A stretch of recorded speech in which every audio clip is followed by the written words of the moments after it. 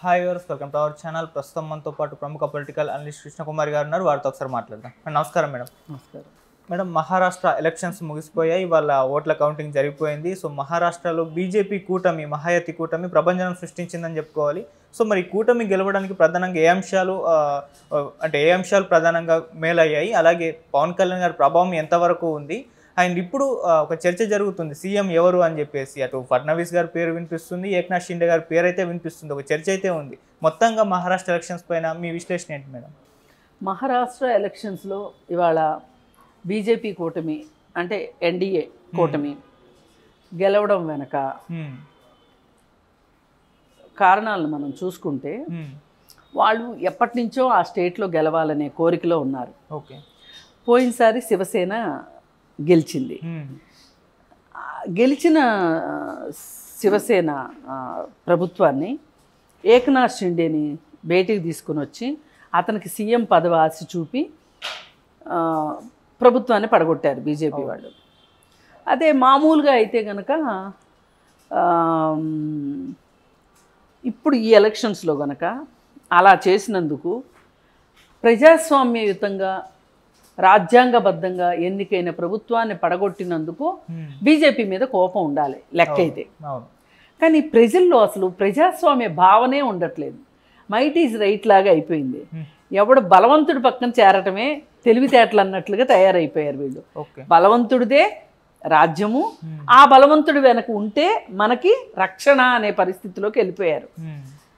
దానికి తోడు అసలు ప్రజాస్వామ్యాన్ని విశ్వసించాలని కానీ, ప్రజాస్వామ్యాన్ని గౌరవించాలని కానీ, ప్రజాస్వామ్యం మనకు రక్షణ అనే కానీ నమ్మకం పోతుంది జనాలకి రోజు రోజుకి. ఆ నమ్మకం ఏదైతే పోగొట్టేలాగానే బీజేపీ చేసి దానివల్ల ఆ నమ్మకాన్ని పోగొట్టిన దాని ఫలితం వాళ్ళ గెలుపులాగా వాళ్ళు దాన్ని వాడుకుంటున్నారు, గెలుపు కోసం వాడుకుంటున్నారు.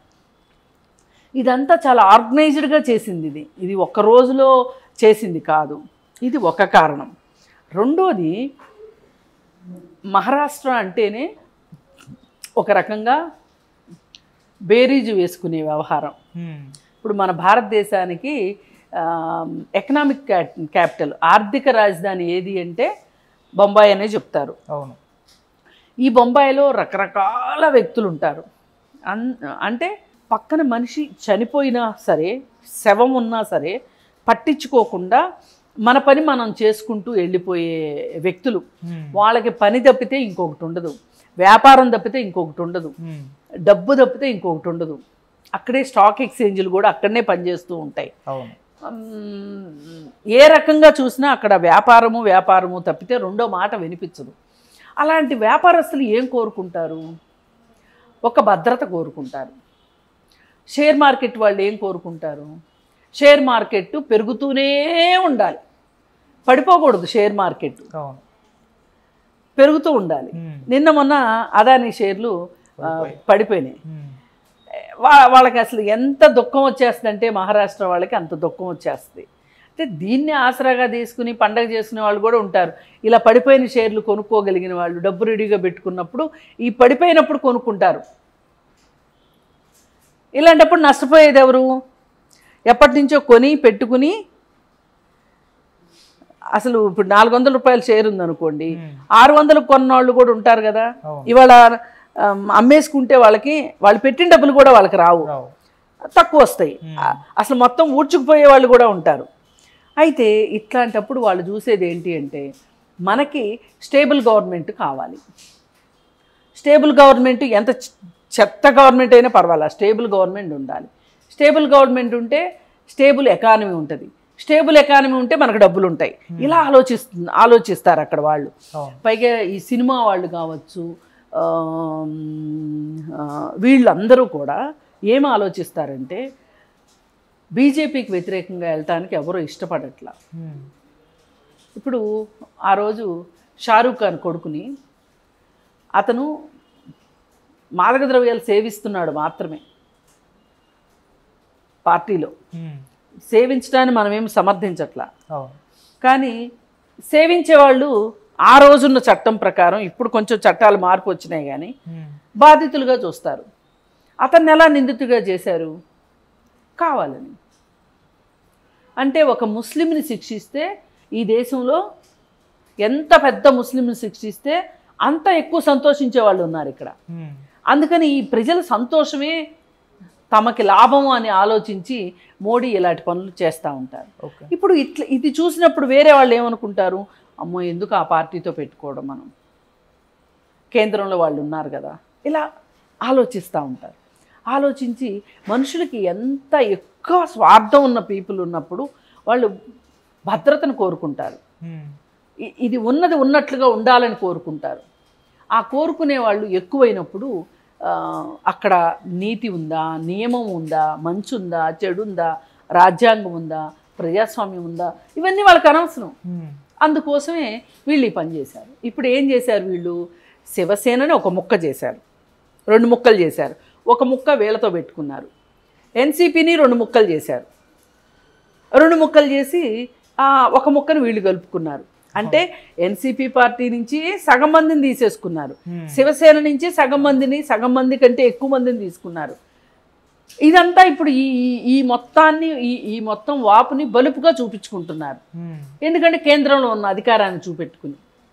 ఓకే, అంతేగాని ఈ పనులు చేయకోకుండా ఆ రోజు పోయినసారి శివసేనని చేల్చకుండా ఉన్నట్లు ఉండి ప్రభుత్వాన్ని ఏర్పాటు చేయకపోయి ఉంటే గనక, ఎవరిని ఏకనాథ్ షిండే చేత ఆ డ్రామా కనుక జరగకపోయి ఉన్నట్లయితే ఇవాళ బీజేపీ అక్కడ గెలిచేది కాదు.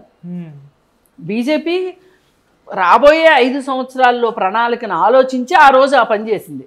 ఓకే, ఇలా ప్రభుత్వాలు పడగొట్టిన చోటల్లా ఆ తరువాత తనకి లాభం వచ్చేటట్లే చేసుకున్నారు వాళ్ళు.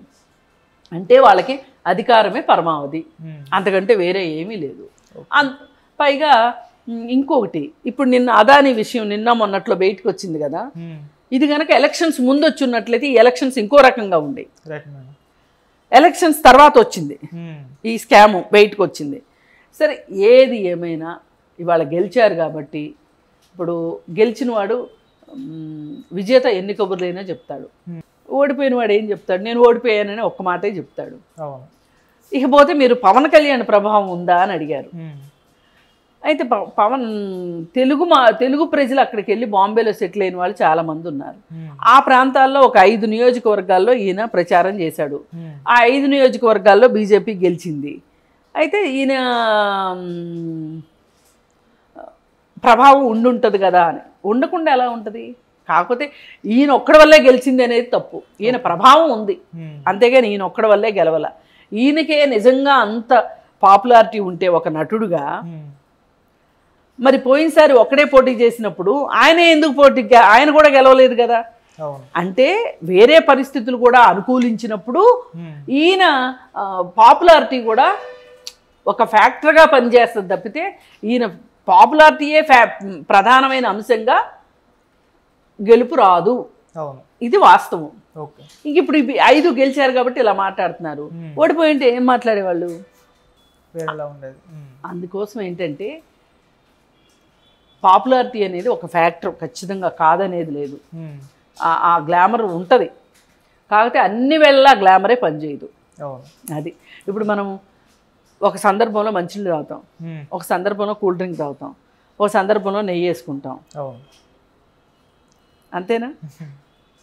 ఏ సందర్భాన్ని బట్టి ఆ బాగా మంచినీళ్ళు అవుతున్నాయి, కూల్ డ్రింక్ ఇచ్చినా పర్వాలేదు, కానీ నెయ్యి ఇస్తే ఏం చేసుకుంటాం? అందుకోసం ఇదొక ఫ్యాక్టర్. పవన్ కళ్యాణ్ కూడా ఒక ఫ్యాక్టర్ గెలుపుకి ఆ 5 నియోజకవర్గాల్లో. మనం అంతవరకే చూడాలి తప్పితే లేనిపోని అంటగడితే వాళ్ళకి కళ్ళు నెత్తికెక్కి వాళ్ళు ఇష్టం వచ్చినట్టు చేస్తున్నారు, ఇష్టం వచ్చినట్టు మాట్లాడుతున్నారు. అందుకని వీళ్ళకి అధికారం వచ్చింది అంటే నేను చాలామంది దగ్గర వినమ్రత్వం ఉండాలి అనేది పోతుంది, ఒక గర్వం వచ్చేస్తుంది. ఇప్పుడు ఈయనకున్న గ్లామర్ ఈయనకి ఇంకొక యాడెడ్ ఫీచరు, పైగా ఉప ముఖ్యమంత్రి కదా. అందుకని ఏంటి అంటే ఏది ఏమైనా ఇవాళ ఆ రాష్ట్ర ప్రజలు ఆ నిర్ణయం తీసుకున్నారు. దాని వెనక 4 సంవత్సరాల